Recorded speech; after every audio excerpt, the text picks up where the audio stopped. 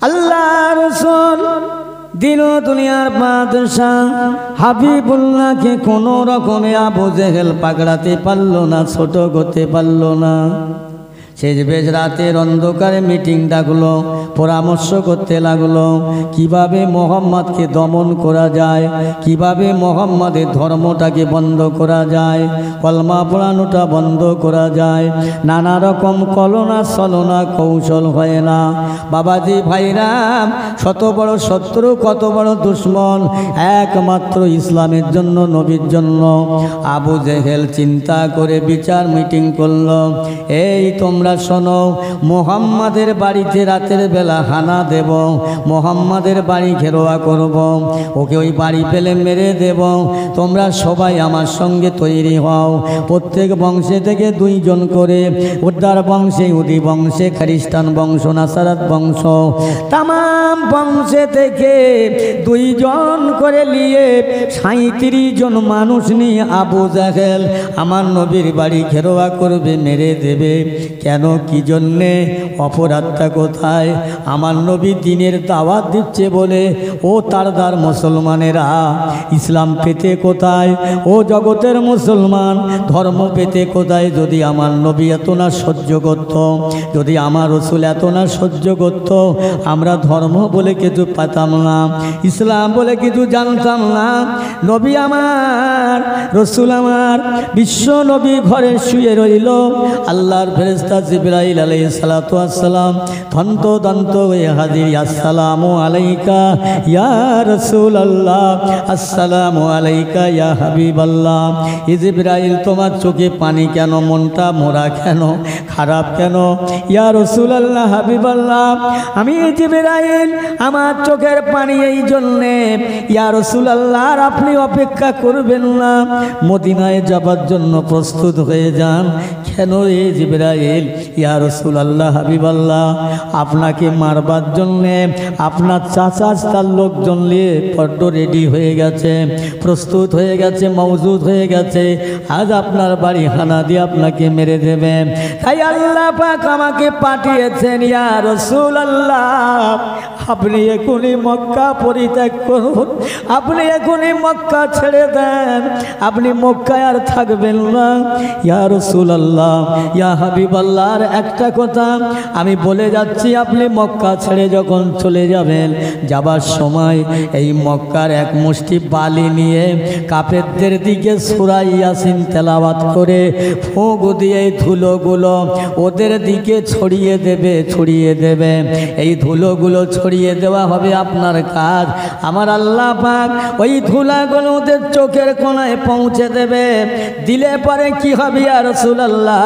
ওরা দাঁড়িয়ে থাকবে, চোখ নিয়ে ব্যস্ত থাকবে, আপনি ওদের মাঝখান থেকে পার হয়ে যাবে, ওরা আপনাকে চিনতে পারবে না।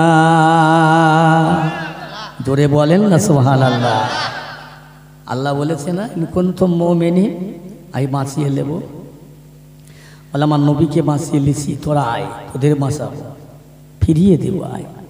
বাবাজিরা, ভাইরা, আজকের বলুন তো, ইসলামের জন্য কতটা আঘাত সহ্য করেছ? আজ দিনের জন্য কতটা মার খেলাম। যারা হিজড়ে, ওরা বাচ্চার মায়া বোঝে না। এই যাদের বাচ্চা হয় না, ওরা বাচ্চার মায়া বোঝে গো? বোঝে না। ইসলামকে যারা আনতে এই পর্যন্ত কষ্ট করে, তারাই বোঝে ইসলামের স্বাদ। বাবাজি, ভাইয়েরা, আমার দোস্তেরা, অনেক আলোচনা আমি সব পারবো না, ভালো ওয়াজ করতে পারি না।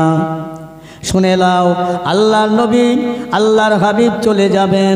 তাই যাবার আগে আল্লাহর নবী সাহাবী হযরত আলীকে ডাকলেন, ও বাবা আলী শোনো, আমি রাসূলুল্লাহ মক্কা পরিত্যাগ করে মদিনায় যাব। কেন ইয়া রাসূলুল্লাহ? আল্লাহর নবী বলে, বাবা আলী, এটা আল্লাহর হুকুম। হুজুর, কেন, কি জন্যে? ও বাবা আলী, আমার অপরাধ এইটা, আমি দিনের দাওয়াত দিচ্ছি বলে মানুষকে, মানুষের পরকালে মুক্তির জন্য কথা বলছি। আবু জাহেলের সহ্য হয় না, সেই 37 জনা লোক নিয়ে আমার বাড়ি হানা দেবে। আল্লাহর ফেরেশতা আমাকে বলে গেল, বাবা আলী শোনো, আমি মুহাম্মদ চলে যাব মদিনায়, আজ মক্কার অনেক মানুষেরা আমাকে নবী বলে তারা বিশ্বাস না করলে, কলেমা তারা না পড়লে, আমাকে তারা বিশ্বাস করেছে এক সত্যবাদী বলে, আলা আমিন বলে। ও বাবা, তারা অনেক টাকা পয়সা আমি মুহাম্মদ রাসূলুল্লাহর কাছে জিম্মা রেখেছে, আমানত রেখেছে। আমি চলে যাব, এই খাতা দিয়ে গেলাম, টাকা দিয়ে গেলাম, বাবা এই টাকা যার যেমন খাতায় লেখা আছে তাকে দিয়ে দিও, কারণ আমানতের মাল খিয়ানত করো না, মসজিদের মাল অপহরণ করো না। হযরত আলী বলে, ইয়া রাসূলুল্লাহ, ইয়া হাবিবাল্লাহ, আপনি চলে যাবেন, একটা কথা শুনুন, আপনার গায়ের চাদর মোবারকটা আমাকে দিয়ে যান। কেন বাবা? ইয়া রাসূলুল্লাহ, হাবিবাল্লাহ, ওই চাদরটা মুড়ি দিয়ে আমি শুয়ে থাকবো, আমি মুহাম্মদকে মনে করে, নবী মনে করে ওরা আমাকে মেরে দেবে। আবা আলী শুনে নাও, ওরা যদি আমি নবী বলে তোমাকে মেরে দেয়, শহীদ করে দেয়, ইয়া রাসূলুল্লাহ, হাবিবাল্লাহ, আমাকে যদি ওরা শহীদ করে দেয়, মেরে দেয়, তাহলে কি হবে? কাল কিয়ামতের মাঠে, আল্লাহর ময়দানে, হাসরের মাঠে আমার আল্লাহ পাকের দরবারে বলতে পারবো, আল্লাহ পাক, আমি আলী কিছুই করতে পারি না এই দুনিয়ায়, শুধুমাত্র নবীর জন্য জীবন দিলাম। আল্লাহর একটা বার আমাকে দুনিয়ায় পাঠান, আর একটা বার জগতে আমার পাঠান, আমি রাসূলুল্লাহর সাহাবী হযরত আলী, আর একবার নবীর জন্যে আমি শহীদ হয়ে যাব। আর একটু জোরে হয় না? দরুদ শরীফ আল্লাহুম্মা।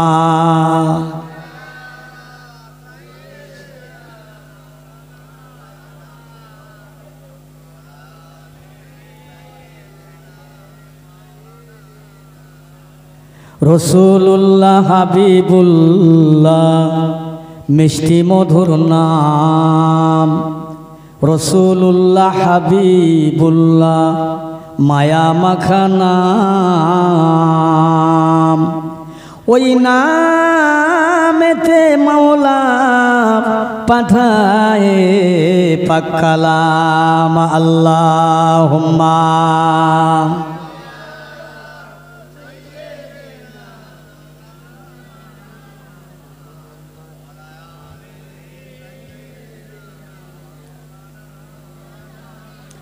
আমার নবী দয়ার ছবি, মতির মতো চমক দেয়, আমার নবী দয়ার ছবি, মতির মতো চমক দেয়। বিশ্ব নবী হাসলে পরে আকাশের চাঁদ হার মানায়। আল্লাহুম্মা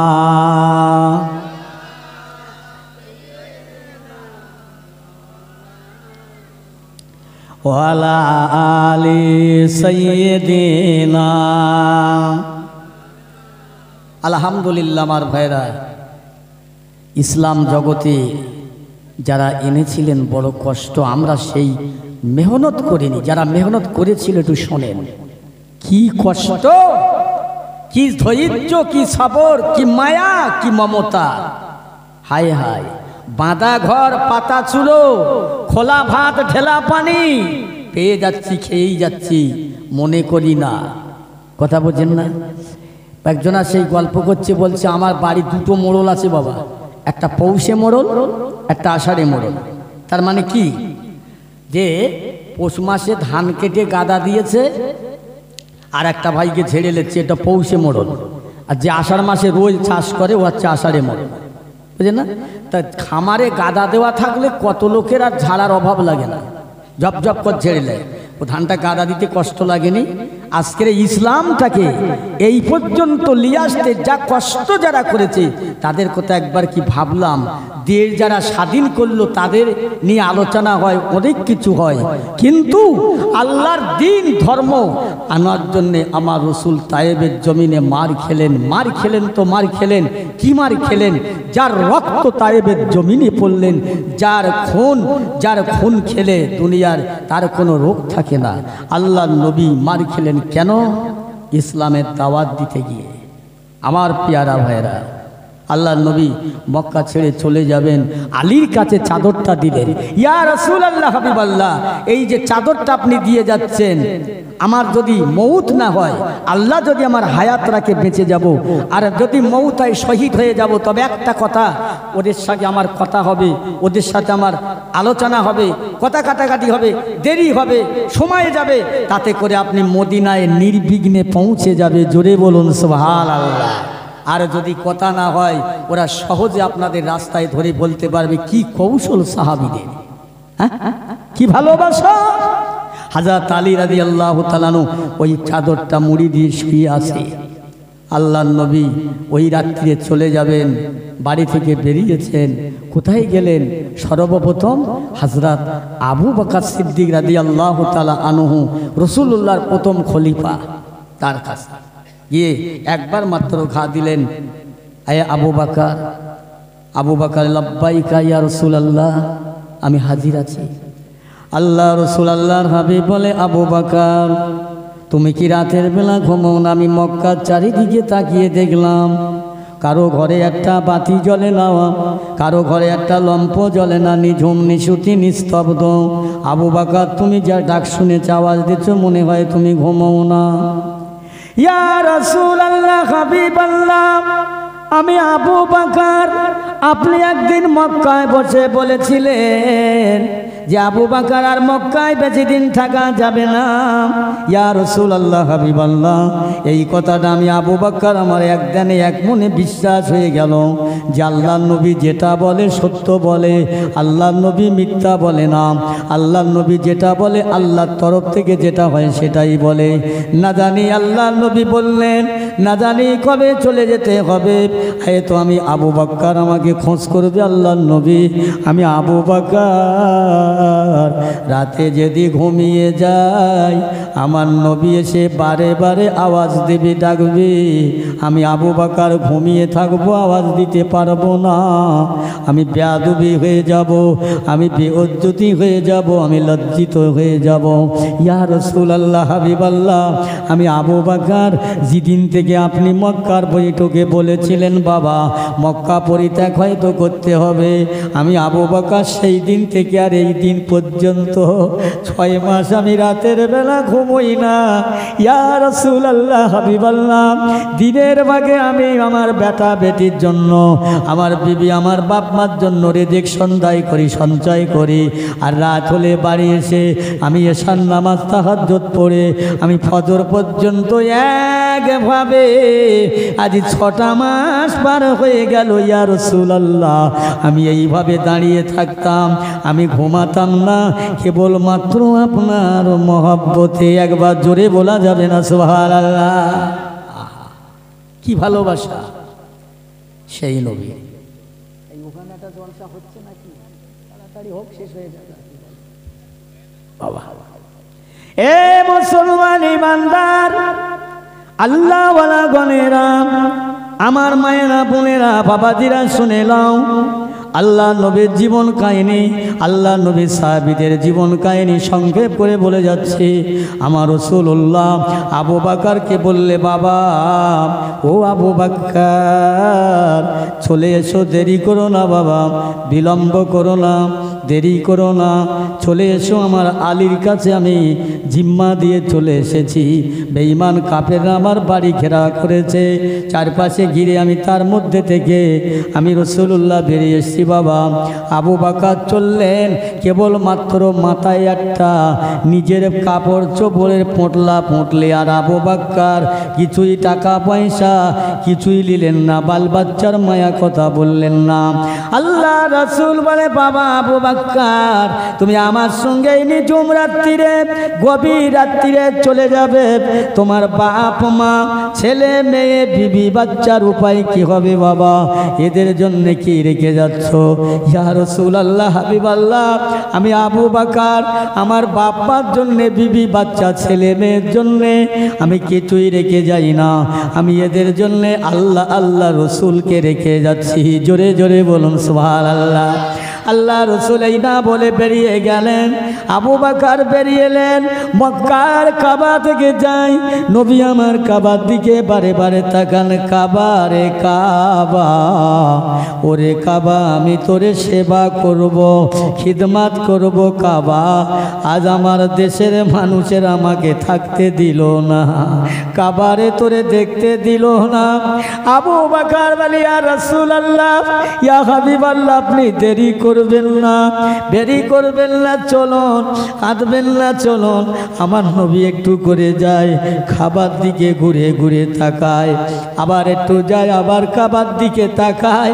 আবু বকর, ইয়া রাসূলুল্লাহ, আপনি আর দেরি করবেন না, কাঁদবেন না, না জানি কাফের আমাদের ধরে ফেলতে পারে। তাই দয়ার নবী দিন দুনিয়ার বাদশাহ আবু বকরের সঙ্গী হয়ে মদিনার দিকে রওনা হলেন। ভাইজান আমার দোস্তেরা, এদিকে আল্লাহর নবীর কাছে বাড়ি ঢুকলেন, ঢুকে দেখলো আলী রে, রাসূলুল্লাহর চাদর মোবারক। ওরা মনে করলো আব্দুল্লাহর বেটা মুহাম্মদ, ওরা তাড়াতাড়ি করে গিয়ে ধরবে। এমন সময় আবু জেহেল বললে, খবরদার খবরদার, ঘুমন্ত মানুষকে কতল করা যাবে না, তাকে জাগরণ করো। তাই মুখের পর্দাটা উঁচু করে দেখছেন, এ যে আব্দুল্লাহর বেটা মোহাম্মদ নয়, এ যে মোহাম্মদের সঙ্গী আলী। একটু জোরে বলা যাবে না সুবহানাল্লাহ? ওরে সবাই রেগে গিয়ে আলীকে খুব তুম্বি করে, এ আলী বল, তোদের বংশের নবী কোথায় গেছে একবার বল। আলী বলে, এই মুখ সামলে কথা বলো, নবীর খবর বলার জন্যে তোমার বাবা আমার চাকর নিয়ে যুক্ত করে রেখে যায় নাই। আল্লাহ নবীর খবর আল্লাহ জানে, আমি আলী বলতে পারবো না। এই না কথা বলার জন্য আমার ভাইয়েরা আবু জেহেল তার দলবলগুলো ফিরিয়ে নিয়ে মদিনার দিকে রওনা হলো। চলো চলো, মনে হয় মোহাম্মদ মদিনায় চলে গেছে, আমরা আজ আসবো। সংবাদ কি করে পেল, খবর কি করে পেল, আমরা যে মোহাম্মদের বাড়ি ঘিরব, মোহাম্মদের সঙ্গে খবরটা কে বললো জানি না। ও পিয়ারা মুসলমান বাপজি ভাইয়েরা, আল্লাহর তরফ থেকে সব কিছু হয়। মদিনায় চলেন, একবার রাসূল আমার দৌড়ায়, একবার হাঁটে, একবার দৌড়ায়, একবার হাঁটে। আমার ভাইরা, এখন মক্কা থেকে মদিনায় 300 কিলোমিটার রাস্তা, কত গাড়ি কত বাস চলে যেতে হয়। নবী আমার আবু বকরের সঙ্গী হয়ে মক্কা থেকে মদিনায় এত পথ, এত পাহাড়, গাড্ডা, গর্ত, বন, চাই আমার নবী ছুটে চলে যান কেন? আল্লাহর হুকুম হলো বলে ইসলাম প্রচার করার জন্য মদিনায় যেতে হলো। ও তারদার মুসলমানেরা, একবার কি ভাবলে যে নবী আমার আপনার জন্য দিনটা পৌঁছবার জন্য আমার কাছে আজ কত সহ্য করলো? মদিনায় যখন যায় নাই, তার আগে একটা বিরাট পাহাড়, ওই পাহাড়ের গাড্ডার মধ্যে, গর্তের মধ্যে চলবে। সকাল হয়ে গেল, নবী বলছে, বাবা আবু বকর, এক জায়গায় একটু দাঁড়াও, বসো, একটু বিশ্রাম নাও, আর হাঁটা যাচ্ছে না। আবু বকর সিদ্দিক রাদিয়াল্লাহু তাআলা আনহু এক জায়গায় দেখলেন, হুজুর এই জায়গাটা পাহাড়ের গড্ডা, গর্ত, এখানে দুটো লোকের থাকার জায়গা, বেশি জায়গা নাই। আমার নবী বলছে, বাবা ওই জায়গায় ঢুকে পড়ো। হুজুর একটু দাঁড়ান, আমি আবু বকর দেখি জায়গাটার হাল, আমি দেখি জায়গাটার অবস্থা দেখি। দিয়ে দেখছে ওর মধ্যে বালি, পাথর, কাঁকর, মরুভূমি দেশ তো বালি। আবু বকর সিদ্দিক রাদিয়াল্লাহু তাআলা আনহু বলে, হুজুর একটু অপেক্ষা করুন, দাঁড়ান। কেন? ইয়া রাসূলুল্লাহ, আল্লাহ পাক আপনাকে নূর করে, জ্যোতি করে, পাক পবিত্র করে, আপনার ছায়া জমিনে পড়ে না, আপনার গায়ের ঘামটা আতর মেশকাম্বারের নাই। ইয়া রাসূলুল্লাহ, হাবিবাল্লাহ, আপনার দেখো মোবারক নূরের, আজকে আপনার গায়ে মশা বসে না, মাছি বসে না। ইয়া রাসূলুল্লাহ, আজকে সেই নূরের দেহ নিয়ে আজ পাহাড়ের গর্তে ধুলো বালির মধ্যে লুকাতে হবে। আমি আবু বকর এই নিয়ে চিন্তা করছি। আবু বকর রাদিয়াল্লাহু তাআলা আনহু ওই পাহাড়ের গর্তের মধ্যে যত ধুলা বালি সব দুহাত দিয়ে পরিষ্কার করে এবার নিজে আসন দিয়ে বসলেন। বসার পরে বলছেন, ইয়া রাসূলুল্লাহ, এবার আসুন আপনি ঢুকে পড়ুন। আল্লাহর নবী ঢুকিয়ে পড়ে আবু বকর কোলের উপরে হুজুর মাথা রাখলেন। মাথা রেখে হুজুর নিদ্রায় গেলেন। কত না কষ্ট, খাওয়া নাই দাওয়া নাই, তামাম রাত ছুটেছে, ঘুম নিদ্রা নাই, কত পায়ে কাঁটা ফুটেছে, কত হোঁচট লেগেছে, আমার রাসূলের কত নকি আঘাত হয়েছে। আবু বকর সিদ্দিক রাদিয়াল্লাহু তাআলা আনহু দেখে ঝরঝর করে কাঁদেন। আল্লাহ নবীর ঘুমিয়ে পড়েছে।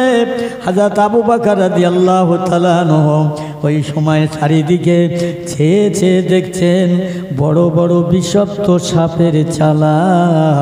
আবু বকর কি করবে? হায় হায়, আল্লাহ পাক আপনার হাবিবকে মক্কার জমিন থেকে মদিনায় পাঠালে হুকুম দিলেন, কিন্তু নিয়ে আসলাম এখানে বড় বড় বিষাক্ত সাপের চালা। আল্লাহ আপনার হাবিবকে আমি কেমন করে বাঁচাবো? তাই আবু বকর সিদ্দিক রাদিয়াল্লাহু তাআলা নবী প্রেমিক সাহাবী গো, নবী প্রেমিক সাহাবী। তাই কি করলেন জানেন? নিজের মাথায় পাগড়ি বাঁধা ছিল, লম্বা পাগড়ি আমামা, খুলে নিয়ে পাগড়িটা ছিঁড়ে টুকরো টুকরো করে সমগ্র সাপের চালার মুখগুলো আটকে দিলেন, বন্ধ করে দিলেন। একটা চালা আর খোলালো না।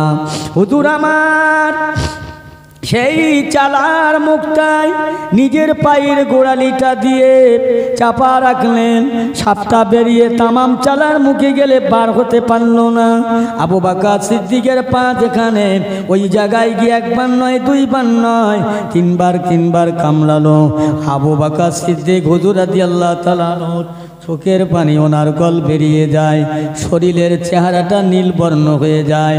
এত পানি বার হয়, নবীকে জাগায় না। আল্লাহ নবী দিন দুনিয়ার বাদশা ঘুমাচ্ছেন। আবু বকর বলে, হায় হায়, আমার নবীকে ডাকবো না, আমার নবীর জাগাবো না, আমার নবীর ঘুমের কষ্ট দেব না। আমি আবু বকর সাপের বিষের তাড়নায় যদি মরে যাই, মরে যাব।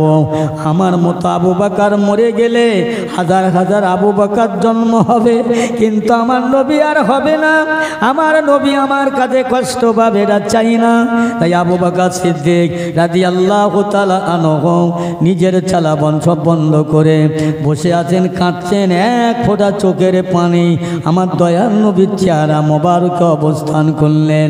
নবী তাপ করে ঘুমে উঠে বললে, বাবা আবু বকর, ও বাবা চোখে পানি কেন বাবা?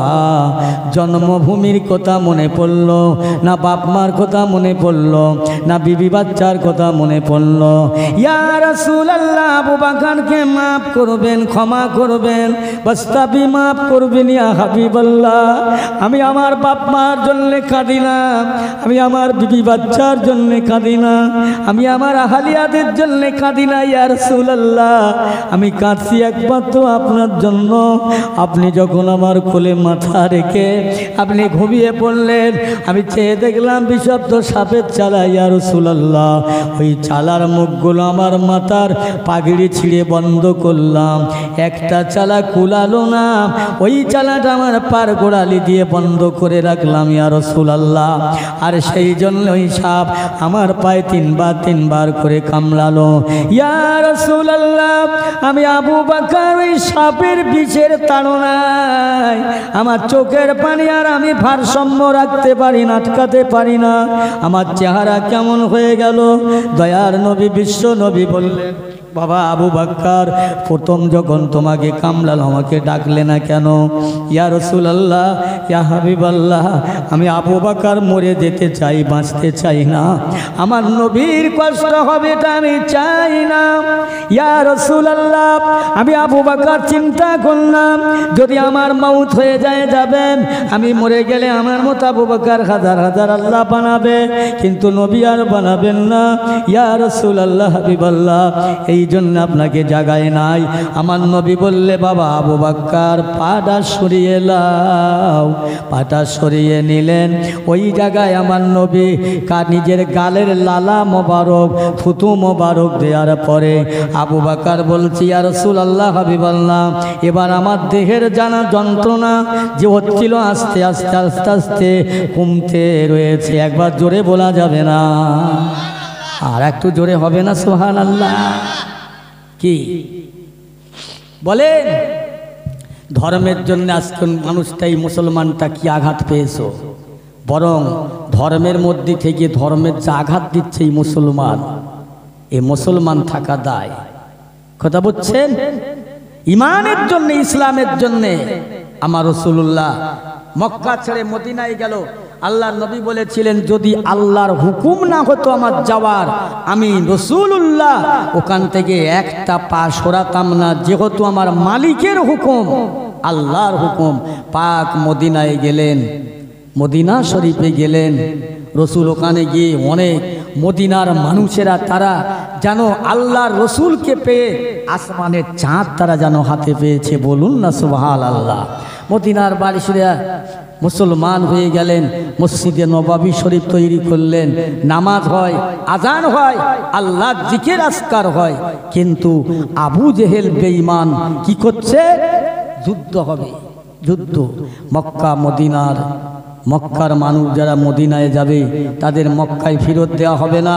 মদিনার মানুষ যারা মক্কায় যাবে তাদের আর মদিনায় ফেরত দেওয়া হবে না। এ কথাই আবু জেহেলের সিদ্ধান্ত, চুক্তি। বুঝলেন? আল্লাহ রসুল যাবার পরে একজন সাহাবী যার নাম হযরত আবু জেন্দাল রাদিয়াল্লাহু তাআলা আনহু, তিনি গেলেন, এ বলছেন, ইয়া রাসূলুল্লাহ, হাবিবাল্লাহ, আমাকে আপনি গ্রহণ করুন। আমাকে আপনি যদি মরতে বলেন মরবো, তবে ওদের কাছে আমাকে তুলে দেবেন না। আল্লাহ রসুল বলেছিলেন, আবু জেন্দাল, আমি রসুল বলছি তোমাকে শহীদ হতে হবে। শহীদ হলে কালকে আল্লাহর রহমতের জান্নাতে আমি তোমাকে পাশে নিয়ে থাকবো। বলুন না সুবহানাল্লাহ। ১.৫ বৎসরতা স্বীকার করা যাবে না। এক বাক্যে আবু জেন্দাল মেনে নিয়েছিলেন। আবু জেহেল বিচার করলো, এই মক্কার মানুষ মদিনায় গেলে মক্কায় ফেরত দিতে হবে, আর মদিনার মানুষ যদি মক্কায় আসে তাদের আর মদিনায় ফেরত দেওয়া যাবে না। আবু জেন্দালকে ফিরিয়ে নিতে পারেনি, তাই করলেন। যুদ্ধ ঘোষণা হলো, বদরের যুদ্ধ। আল্লাহর নবীর সাহাবী ছিল মাত্র ৩১৩ জন, আপনারা জানেন। আর আবু জেহেলের সংখ্যা ৩,০০০-এর অধিক বেশি। তাদের যুদ্ধের সামানপত্র সরঞ্জাম এত বেশি, এত পয়সা যুদ্ধের জন্য ব্যয় করেছে। আমার রাসূলুল্লাহ সাহাবীরা গরিব সাহাবী, কিছুই নেই, একটা করে তলোয়ার। আল্লাহ রসুল, আল্লাহর হাবিব, দয়াল নবী সাহাবা হুজুরদেরকে নিয়ে বললে, বাবারা, বদরের প্রান্তে যুদ্ধ হবে, কথা হয়েছে, চুক্তি হয়েছে। শোনো বাবা, যুদ্ধে যাবার আগে একটা কথা বলি, আমি তোমাদের মধ্যে কয়েকজনকে সেনাপতি নিয়ে যুক্ত করব। তারপরে ওই সেনাপতি যদি শহীদ হয়ে যায়, তারপর তোমরা যাকে পারো তাকে সেনাপতি নিয়ে যুক্ত করো, আমার আপত্তি নাই। খবরদার। আল্লাহ রসুল, দয়ার নবী, দিন দুনিয়ার বাদশাহ হযরত আব্দুল্লাহ বিন রওফ বলে একজন সাহাবীকে সেনাপতি করলেন। আল্লাহ নবী বললেন, বাবা আব্দুল্লাহ বিন রওফ, তোমাকে প্রথম সেনাপতি করা হলো। তুমি শহীদ হবার পরে আবার জিহাদের ময়দানে যাকে ইচ্ছা তোমরা সেনাপতি নিয়ে যুক্ত করবে। আব্দুল্লাহ বিন রওফকে বলা হলো, যাও তুমি যুদ্ধের ময়দানে ঝাঁপিয়ে পড়ো, দেরি করো না। ইয়া রাসূলুল্লাহ, হাবিবাল্লাহ, একটাবার আমাকে বাড়ি যেতে দেন। এই শেষ করে দেব নাকি? ইয়া রাসূলুল্লাহ, হাবিবাল্লাহ, একটাবার আমাদেরকে বাড়ি যেতে দেন। আমাদের বাড়িতে আব্বা মা আছে, বিবি বাচ্চা, ছেলে মেয়ে আছে। জনমের মতো বিদায় নিয়ে আসি, দোয়া নিয়ে আসি। যাও। আল্লাহ রসুলের কথা মতো সাহাবীরা বাড়ি যান। বাড়িতে গিয়ে বিবিকে বলে, ও বিবি সাহেবা, শিগগিরই আমার যুদ্ধের সামানপত্রগুলো আমার কাঁধে তুলে দাও, দেরি করো না, এখনই জিহাদে যাব, নবী হুকুম করলেন। আব্দুল্লাহ বিন রওফের বিবি বলছে, হুজুর শুনুন, একটা কথা আপনাকে বলি, আপনি জিহাদ করতে যাবেন, যুদ্ধে যাবেন, একবার ঘরের মধ্যে চলুন না, গিয়ে জনমের মতন আপনার চেহারাটা দেখব, যাতে কাল কিয়ামতের ময়দানে আমি আপনার স্বামী বলে চিনতে পারি। ও বিবি সাহেবা, এখনই এই মুহূর্তে যদি ঘরে যাই, তোমার আর আমার মধ্যে যদি প্রেমের আশঙ্কা বেড়ে যায়, তাহলে আল্লাহর নবীকে ভুলে যাব, ইসলামকে ভুলে যাব, দিনকে ভুলে যাব। নানা বিবি জেনে লিখে দাও, এইভাবে জেনে রাখো, তুমি যদি আমার সঙ্গে কাল দেখা করতে যাও, অপেক্ষা করবে, ধৈর্য ধরবে, শহীদের কাতারে তুমি দেখতে পাবে। হুজুর একটু দাঁড়ান, আপার যদি না দেখতে পান, হুজুর একটু ধৈর্য ধরেন, দাঁড়ান, আমি আল্লাহর দরবারে দুটো হাত তুলে দোয়া করব, আপনি আমার সাথে দুটো হাত তুলে আমিন আমিন করবেন।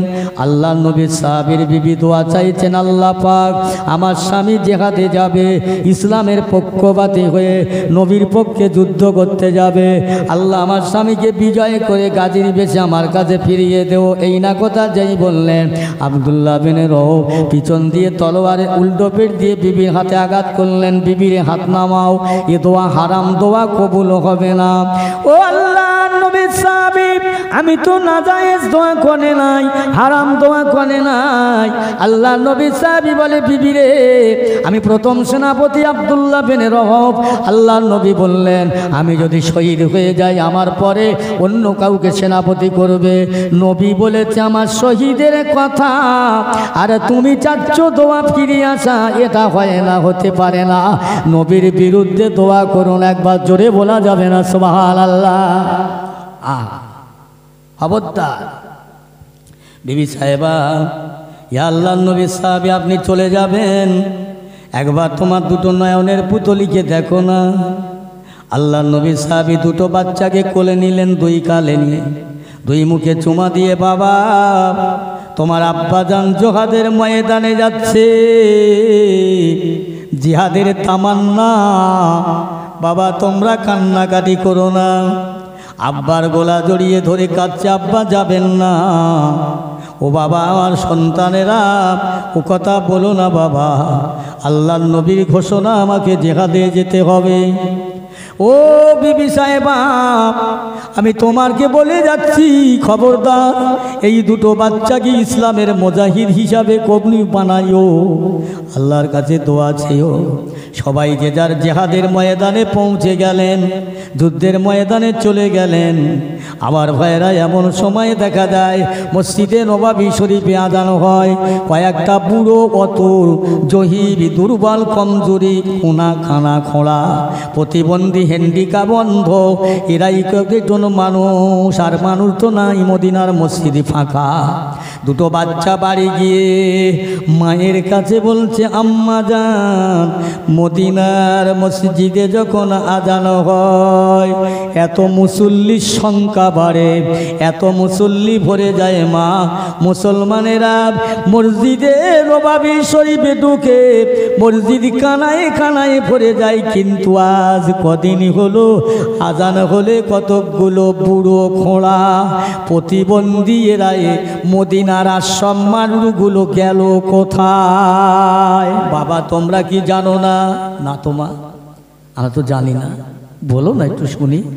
বাবা তোমার বাপ চাচারা, আপনজনেরা, বড় ভাইয়েরা, দাদারা, তারা ইমানের জন্যে, ইসলামের জন্যে, আল্লাহর নবীর জন্যে আজকে তারা বদরের ময়দানে আবু জেহেলের বিরুদ্ধে আক্রমণ করার জন্যে আজ তারা চলে গিয়েছে। ইসলামকে বাঁচাবার জন্যে তারা চলে গিয়েছে। ও আম্মা জান, আমাদের বাপ চাচা ভাই বন্ধুরা ইমানের জন্য শহীদ হবে, ইসলামের জন্য শহীদ হবে, দ্বীনের জন্য শহীদ হবে। আমরা কি তাদের সন্তান? আমরা শহীদ হতে পারবো না? তোমরা কি পারবে বাবা? মা একবার কি আমাদের জন্যে ছোট ছোট দুটো তরবারি হবে না? আমার বাপেরা বড় মানুষ, ওদের জন্যে বড় বড় তরবারি, আমাদের জন্যে কি ছোট তরবারি হবে না? মা বলে, দাঁড়াও মা, ঘরে থেকে ফিরি বাবা।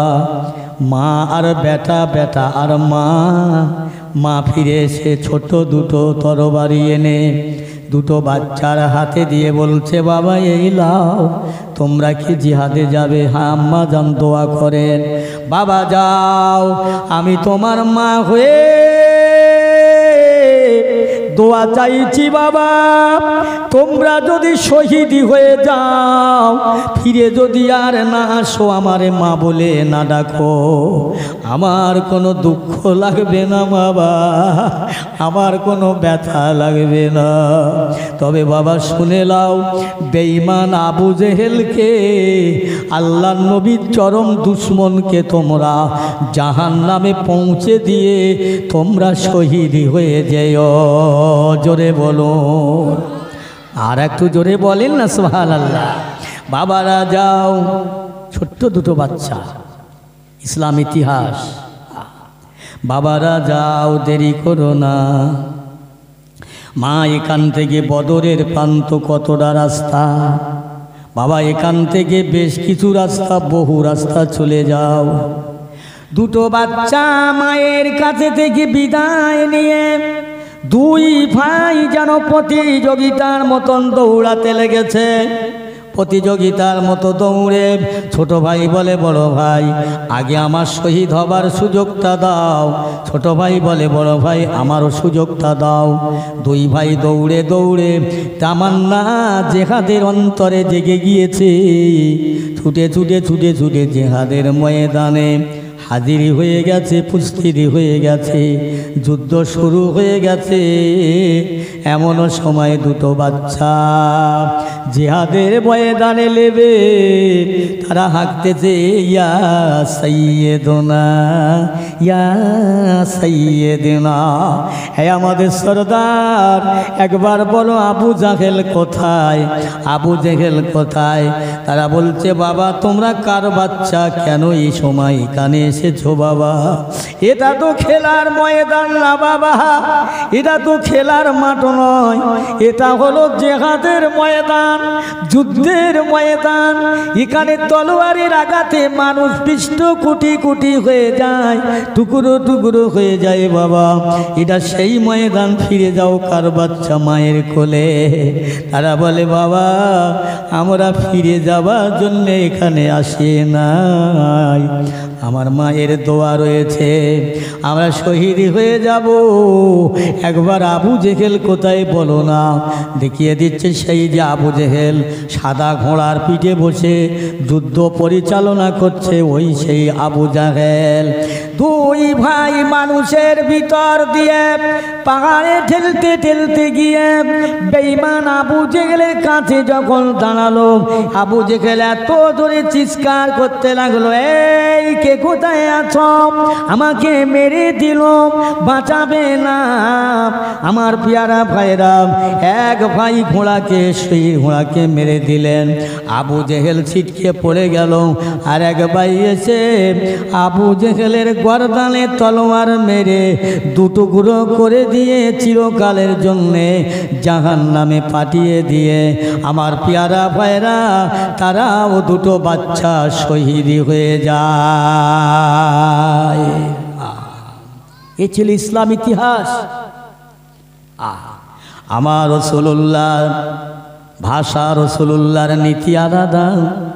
আমার ভাইরা, আল্লাহ নবী যখন ওই বদরের যুদ্ধে যান, সকল ডেকে লোকদেরকে ডেকে বললেন, বাবারা তোমরা শোনো, আমি রাসূলুল্লাহ তোমাদের কাছে ওসিয়াত করছি, খবরদার জিহাদের ময়দানে ওই বেঈমান আবু জেহেলের তাঁবুর দিকে তোমরা তাকাবেন না।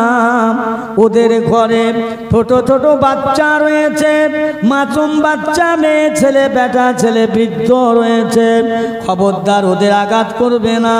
তোমরা খবরদার মুসলমান, কোনো মানুষের আগে তলোয়ার চালাবে না, তীর চালাবে না। ওরা যাতে বলতে না পারে মুহাম্মাদের সঙ্গীরা আমাদের কষ্ট দিয়েছে, এই কথাটা জানো না বলতে পারে, ওরা আগে তীর মারবে, ওরা আগে আঘাত করবে, আঘাত খেয়ে তারপর তোমরা আঘাত সামলাবার জন্যে আঘাত করবে। জোরে বলুন সুবহানাল্লাহ। আমার দয়াল নবীর ভাষণ। বাবারা খবরদার তোমরা কোনো দিকে তাকাবেন না। বাবাজিরা ভাইয়েরা, সেই যুদ্ধ জয়ী হলো। একটু দরুদ শরীফ আল্লাহুম্মা। ওটা বাজে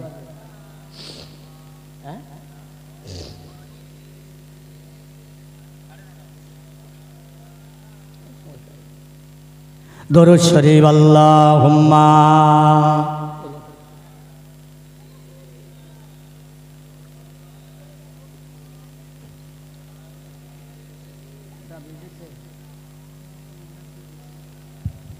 ইয়ারা হাজরিন, আমার ভাইরা, কি হলো? ইসলাম কোথায় থেকে কোথায় আসলো? নামাজের কথা বলিনি, হজ যাকাতের কথা বলিনি, ইসলামটা কিভাবে আমাদের কাছে এলো এই কথাটা আমি আপনাদের কাছে বিস্তারিত বলতে পারবো না, ভালো করে বলতে পারবো না। শুনুন, যে নবীর উম্মত হবার জন্যে স্বয়ং মুসা আলাইহিস সালাম আল্লাহর দরবারে কেঁদেছিলেন, যে নবীর উম্মত হবার জন্যে নবী মুসা কেঁদল, আমরা কোনোদিন কাঁদিনি, কিন্তু একজন নবী আমার আখিরি নবীর উম্মত হয়ে এই জানেন, একজন নবী হয়ে সে নবী আখিরি জামানার নবীর উম্মত হবে। তিনি কে? ঈসা আলাইহিস সালাম। মাশাআল্লাহ, জোরে বলেন না সুবহানাল্লাহ। এই তো আছে তো লোক। হ্যাঁ বাবু, অনেক লোক আপনারা বসে আছেন, জ্ঞানী গুণী সুশিক্ষিত, কিতাব কুতুব পড়া, ইতিহাস পড়া মানুষ আছেন, বুঝেছেন না, খবরের কাগজ পড়া মানুষ আছেন। আর আমি আপনাদের মাঝে একজন না জানা, কিছু বুঝি না। এই না জানা মানুষ জানা লোকের বোঝাতে পারে সম্ভব?